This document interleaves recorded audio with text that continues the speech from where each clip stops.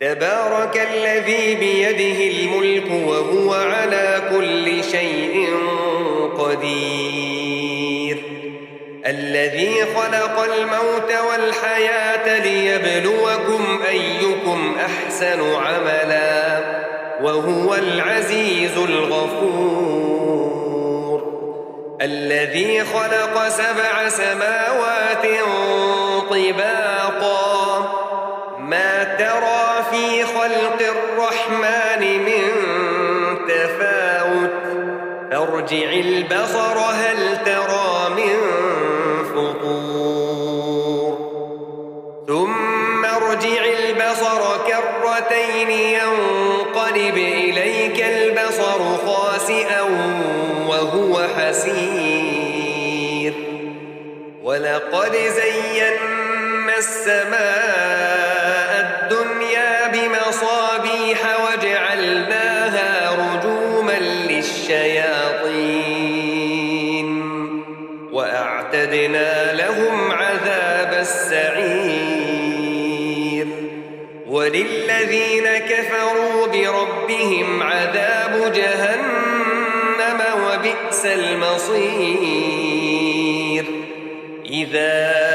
ألقوا فيها سمعوا لها شهيقا وهي تفور تكاد تميز من الغيظ كلما ألقي فيها فوج سألهم خزنتها ألم يأتكم نذير قالوا بلى قد جاءنا نذير فكذبنا وقلنا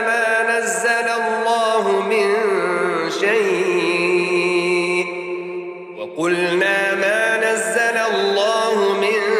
شيء إن أنتم إلا في ضلال كبير وقالوا لو كنا نسمع أو نعقل ما كنا في أصحاب السعير فاعترفوا بذنبهم فسحقا لأصحاب السعير إن الذين يخشون ربهم بالغيب لهم مغفرة وأجر كبير وأسروا قولكم أو اجهروا به إنه عليم بذات الصدور ألا يعلم من خلق وهو اللطيف الخبير هو الذي جعل لكم الأرض ذلولا فامشوا في مناكبها وكلوا من رزقه وإليه النشور أأمنتم من في السماء أن يخسف بكم الأرض فإذا هي تمور أم أمنتم من في السماء أن يرسل عليكم حاصبا فستعلمون كيف نذير ولقد كذب الذين من قبلهم فكيف كان نكير أولم يروا إلى الطير فوقهم صافات ويقبضن ما يمسكهن إلا الرحمن إنه بكل شيء بصير أمن هذا الذي هو جند لكم ينصركم من دون الرحمن إن الكافرون إلا في غرور أمن هذا الذي يرزقكم إن أمسك رزقه بل لجوا في عتو ونفور أفمن يمشي مكبا على وجهه أهدى أمن يمشي سويا على صراط مستقيم